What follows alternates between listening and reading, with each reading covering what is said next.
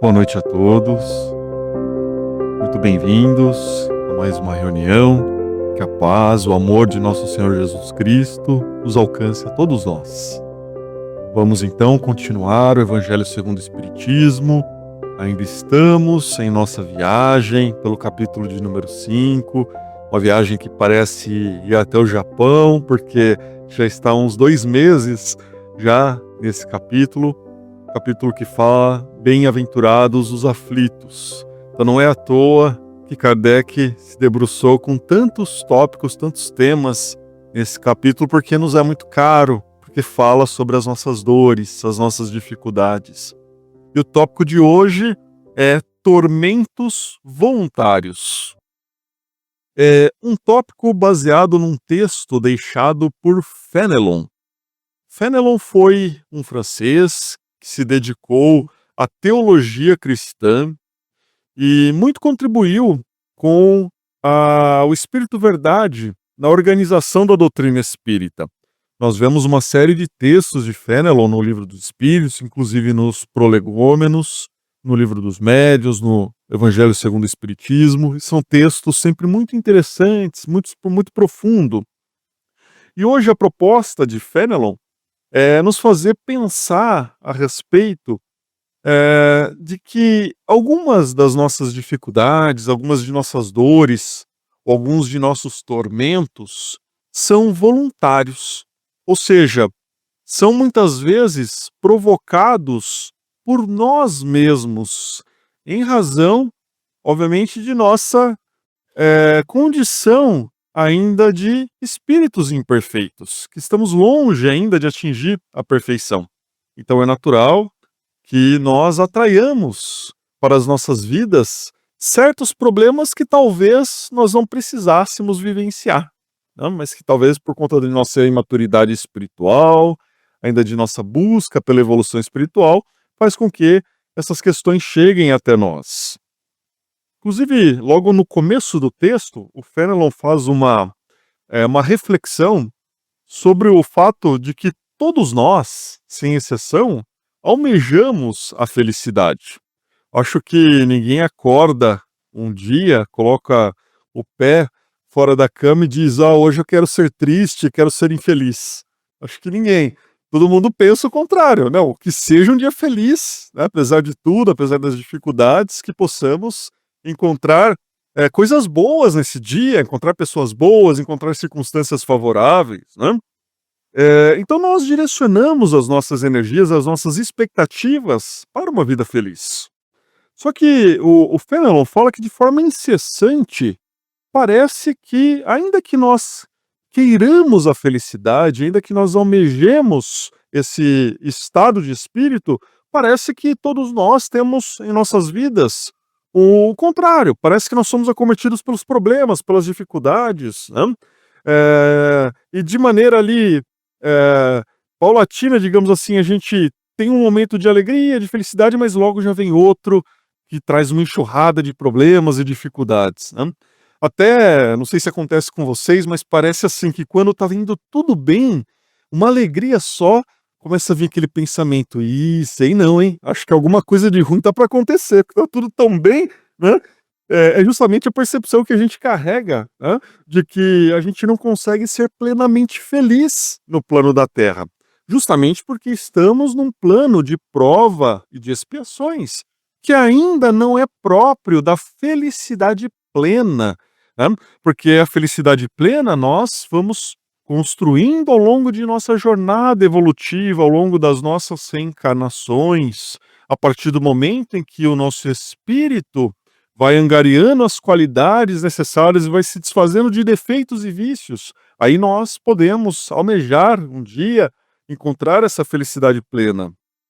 Então o Fénelon vem nos recordar que esse plano material, ele ainda não é de felicidade plena, e muito embora seja de uma felicidade que a gente pode dizer de relativa, ainda assim é muito difícil que nós a conquistemos, porque muitas vezes as nossas prioridades, todos os nossos esforços estão dirigidos a buscar uma felicidade que é baseada nos gozos materiais, nasquelas situações que são consideradas perecíveis, por assim dizer. Ao passo que mesmo a felicidade relativa, para ser alcançada, ela precisa estar baseada na busca pelos gozos da alma. Aqueles gozos, aquelas conquistas que antecedem as conquistas celestiais. Estas sim, imperecíveis, que nós levamos como conquistas espirituais para a nossa imortalidade. Então, todos nós carregamos tormentos, dificuldades que seriam evitáveis. Isso é muito natural diante da nossa condição evolutiva. E se acontece na vida de todos nós, obviamente é por conta do nosso espírito ainda estar em construção, de nós estarmos aproveitando essa reencarnação para passar por lições, por determinadas situações e circunstâncias que vão fazer o nosso espírito progredir. Então, nós podemos dizer que é uma infinidade de doenças que podemos classificar assim, como doenças espirituais que nós carregamos e que podemos traduzir como vícios, defeitos, imperfeições e que acabam acarretando esses tormentos involuntários, né? Desculpa, esses tormentos voluntários, aquilo que acontece em nossas vidas porque nós deixamos o campo aberto para que ocorra. Tanto que podemos dizer que aquele que alcançou um certo grau de tolerância na vida, ele já não sofre mais aquilo que os intolerantes sofrem. Aquele que conseguiu ser paciente diante das dificuldades já não sofre mais aquilo que os impacientes sofrem, né?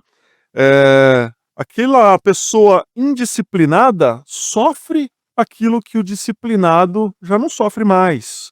Aqueles que são organizados já não sofrem, aqueles que os desorganizados sofrem.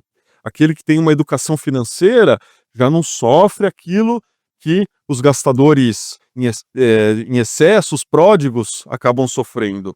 E aí nós poderíamos enumerar uma série de qualidades e de defeitos que todos nós, sem exceção, carregamos e que nós acabamos não sofrendo porque já conquistamos uma certa educação em determinados aspectos da vida, mas que, por outro lado, há ainda aspectos que se traduzem como defeitos, como vícios, como dificuldades que carregamos, que fazem justamente nós abrirmos um campo para, eventualmente, trazer alguns problemas para a nossa vida em razão dessas imperfeições. E aí nós passamos a vivenciar certos sofrimentos que poderiam ser evitados se no curso da nossa existência já tivéssemos conseguido nos educar naquele determinado aspecto.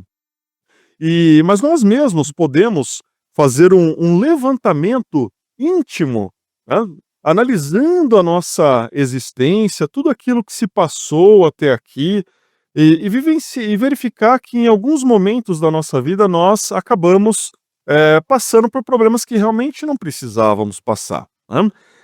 E ali, nesses pontos, provavelmente a gente vai ter um raio-x, né, vamos poder identificar o que nesta reencarnação a gente ainda precisa melhorar, a gente ainda pode melhorar, a gente ainda pode se aprimorar, para que, de repente, a gente consiga já vencer esses defeitos agora mesmo. Por que não? Aproveitar essa oportunidade, não deixar para depois, para uma próxima, para que os sofrimentos voluntários não fiquem se repetindo, né?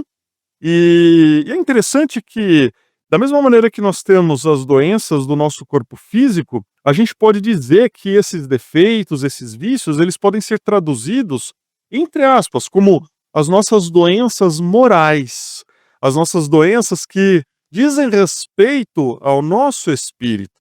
E nesse ponto há uma questão muito interessante no Livro dos Espíritos, a questão 933, que o Kardec pergunta assim para a espiritualidade: assim como quase sempre é o homem o causador de seus sofrimentos materiais, os sofrimentos que ocorrem na vida da matéria, também o será de seus sofrimentos morais? Uma parte da resposta diz assim: mais ainda, porque os sofrimentos materiais, algumas vezes, independem da vontade. Mas o orgulho ferido, a ambição frustrada, a ansiedade da avareza, a inveja, o ciúme, todas as paixões, numa palavra, são torturas da alma.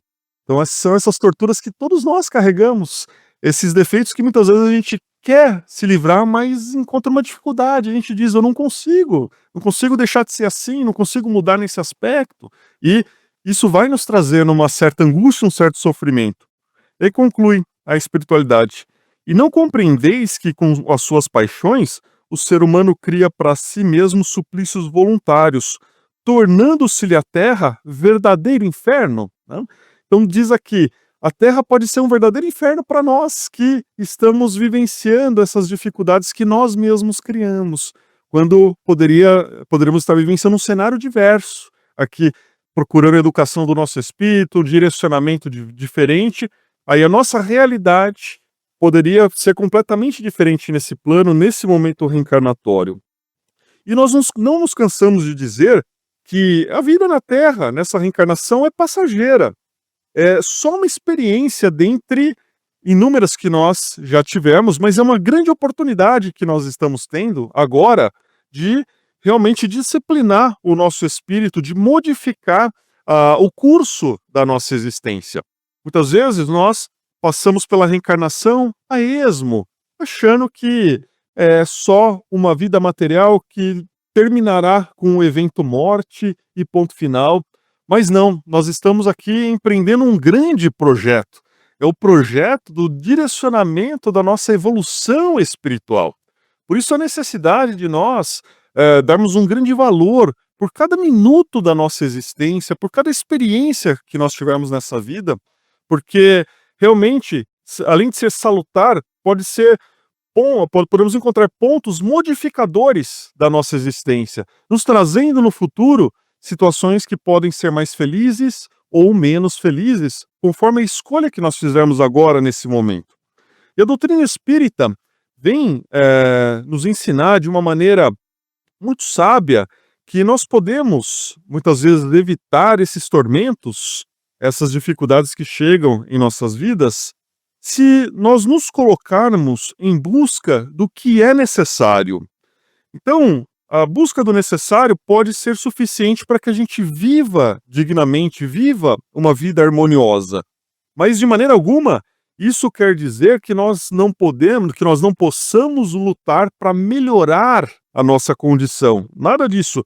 A nossa condição material, ela pode ser modificada, sim, com o nosso esforço, com a nossa batalha, com a nossa busca. Não só podemos, como devemos, sim, buscar o sucesso no âmbito material.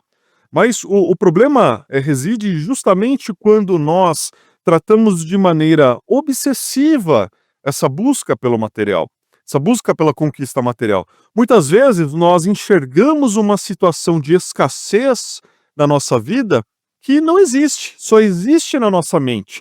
Muitas vezes nós criamos uma necessidade para a nossa vida e ali colocamos um objetivo, um sonho, um desejo e mobilizamos todas as nossas forças, o nosso pensamento para essa conquista que nós vamos ver lá na frente custou muito tempo e energia para trazer pouco resultado para nós, pouca satisfação para nós, sendo que a gente já estava satisfeito às vezes com uma outra situação, né? E isso acaba dando uma margem, uma abertura para que o nosso pensamento acabe sendo estimulado por uma ambição excessiva, né? Pela inveja, pelos ciúmes também, e a gente acaba vivenciando ou idealizando uma vida que não é a nossa, que no fim não é aquela vida que vai nos trazer uma grande felicidade. E a gente pode até pensar aqui em alguns poucos exemplos, mas muitas vezes nós temos um trabalho digno, um trabalho que nos dá o sustento necessário e equilibrado para a nossa família, mas nós acabamos almejando um outro trabalho, o trabalho do outro, que talvez não seja o trabalho ideal para nós, só porque às vezes paga mais, ou talvez porque nós não mereçamos, porque ainda não fizemos o esforço necessário para atingir essa conquista, né? Muitas vezes nos atormentamos porque achamos que não conseguimos a casa ou o carro dos nossos sonhos, mas esquecemos que temos lá um meio de locomoção seguro, temos muitas vezes um lar organizado com todo amor e carinho, e ainda estamos ali ambicionando um algo a mais de maneira desnecessária. nos atormentamos muitas vezes com a nossa companhia de jornada, às vezes idealizando uma pessoa diferente, que pudesse ter outras características, outra personalidade, mas muitas vezes nos esquecemos que nós não nos organizamos, não criamos uma família por acaso. Muitas vezes nós nos atormentamos pelas crises da vida de diversas ordens e esquecemos que são os problemas, são as dificuldades que vão fazer o nosso espírito crescer, evoluir, amadurecer, tirar a sabedoria das situações difíceis que nos tiram da zona de conforto e fazem com que nós entremos em ação, procuremos Deus, procuremos informações, humildemente procuremos a ajuda de alguém, né? Então, é muito importante nós entendermos o porquê nós sofremos. A gente fazer uma análise da causa, da raiz dos problemas que nós vivenciamos, para que a gente possa identificar se esse é um problema relacionado a um tormento voluntário, a algo que nós estamos trazendo para as nossas vidas de maneira desnecessária, e aí podemos dizer que seria uma aflição que não é dos bem-aventurados, né? Ou se nós estamos vivenciando um problema daqueles que dizem respeito à nossa superação, à nossa melhora espiritual. Um problema que, se enfrentado, aquele problema que, se a gente colocar as nossas energias, o nosso tempo, ele vai se traduzir em uma conquista espiritual para a gente. Aí, nesse caso, nós estaremos diante dos aflitos bem-aventurados, né? Então, a verdade é que nós ainda estamos muito distantes de compreender o real significado da felicidade.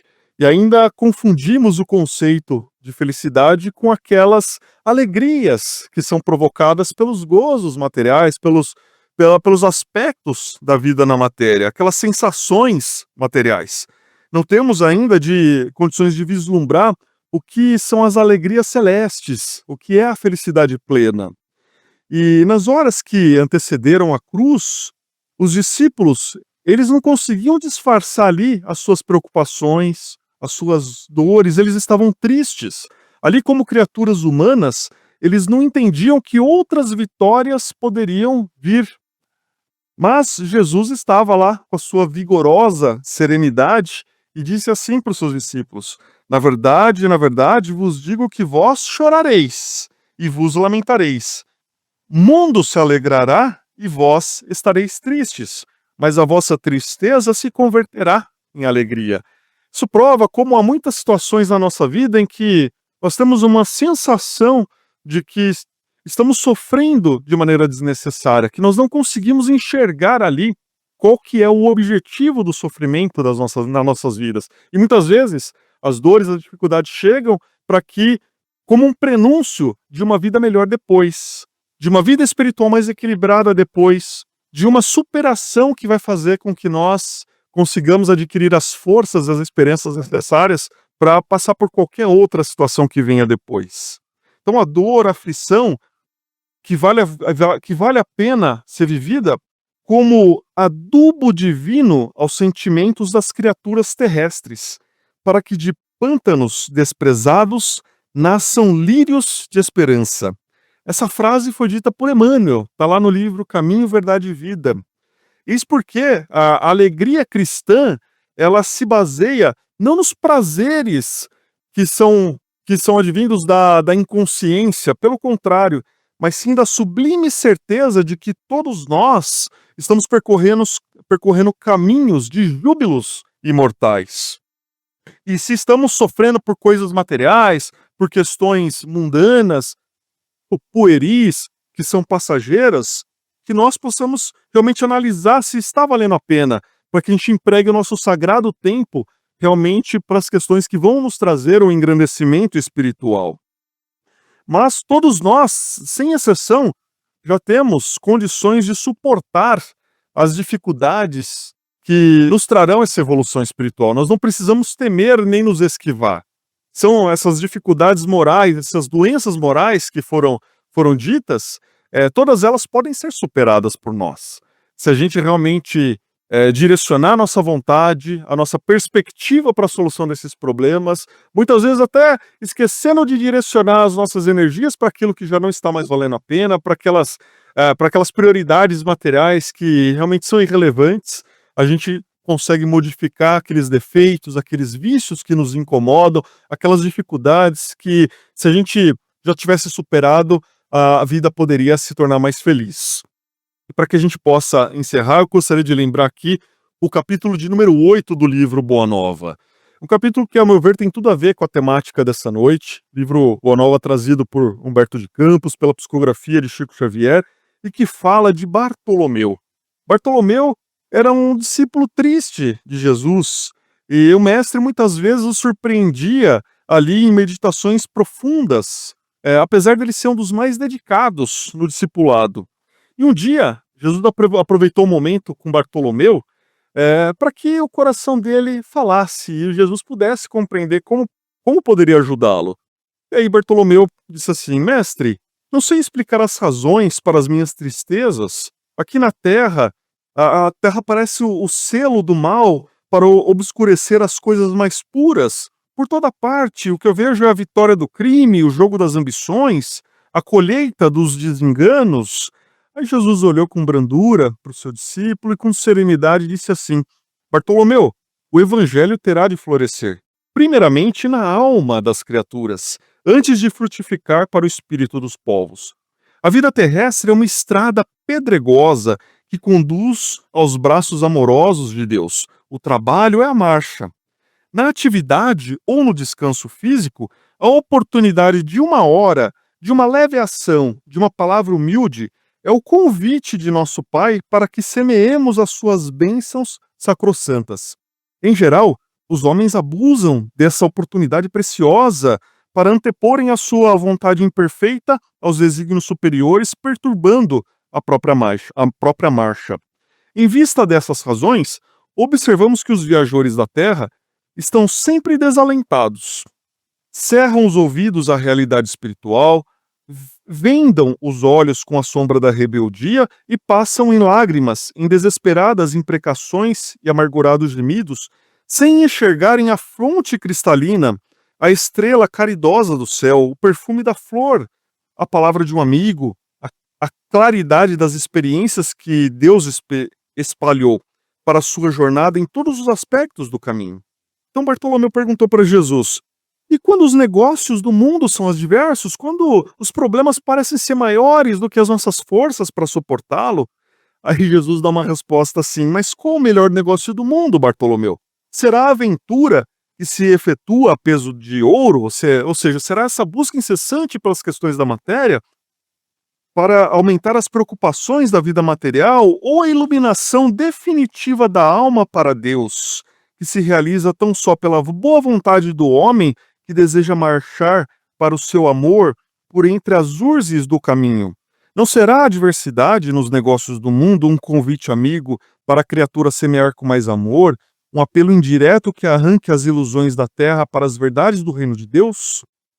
Então, voltando para casa, depois dessa explicação, Bartolomeu sentia como se seu coração estivesse leve.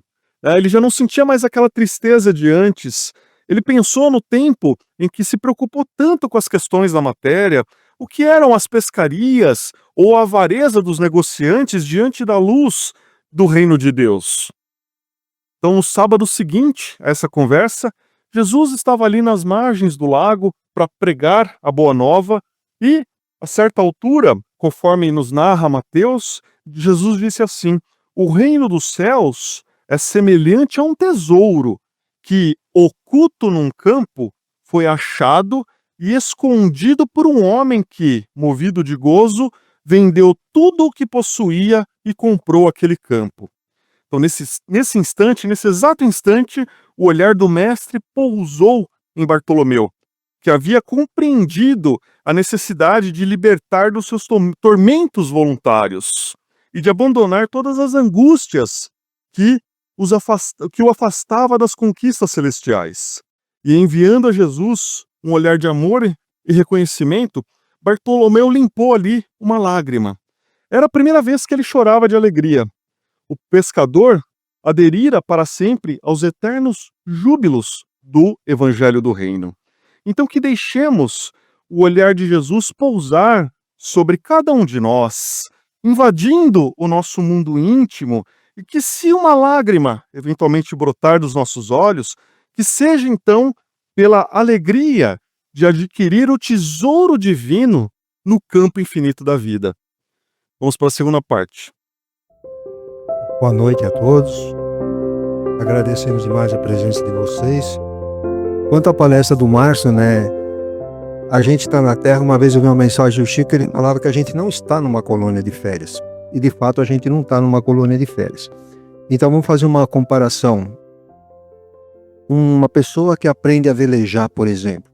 Ele vai velejar em alto mar, ele vai pegar só calmaria, o que ele vai aprender? Qual que é a experiência dele? Ele tem que pegar tempo mau, tem que pegar tempestade. Isso vai dar o que para ele? Vai dar prática para ele, né? Ele vai aprender como lidar com o barco, como lidar com a situação. E é por isso que a gente está aqui. O Márcio comentou sobre isso. As dificuldades no final da história, a gente tem que tirar proveito para poder desenvolver, né, intelectualmente, o conhecimento nosso, como que a gente vai lidar com aquela situação. E sempre tem alguma coisa que a gente aprende, sempre. Tanto intelectualmente, como de conhecimento, como moralmente também, né? A gente sempre tem que estar equilibrado nesse sentido. E Jesus foi o grande modelo nosso, o nosso guia, o que fala lá, o Kardec falou na questão 625, nosso guia e modelo é Jesus.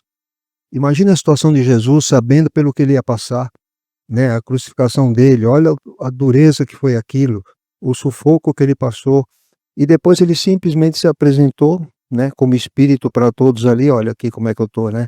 Então assim, temos que dar mais importância às coisas de Deus, às coisas do plano espiritual. E ele mesmo falou que a gente dá mais importância para isso, tudo demais será acrescentado para a gente. Então assim, a gente está num planeta de prova e expiação, é um planeta material, a gente precisa do material, né? O Márcio comentou sobre isso, precisamos crescer profissionalmente, ganhar mais, precisamos, é legal, é válido isso, não é proibido, mas como a gente vai fazer isso é que é a questão. Não é pisando em cima de ninguém, passando ninguém para trás, é simplesmente pelos nossos méritos, né, pelo nosso estudo, que a gente adquire uma condição melhor e sempre naquela coisa, não prejudica ninguém, né? A gente tem que procurar sempre fazer as coisas pelos nossos méritos e não colocar o material à frente de tudo. À frente de tudo tem que estar o espiritual, né? Jesus, para a gente ir embora, falou assim, que a gente ia passar por tribulações, mas que a gente não se preocupasse. Ele venceu o mundo. Então a gente está aqui também para vencer o mundo, para vencer essas dificuldades, né? Sempre confiando nele, pedindo ajuda a ele, a gente sempre vai conseguir, tá bom? Então, gente, muito obrigado novamente pela presença. Vamos em paz, que Jesus nos acompanhe e abençoe a todos. Obrigado.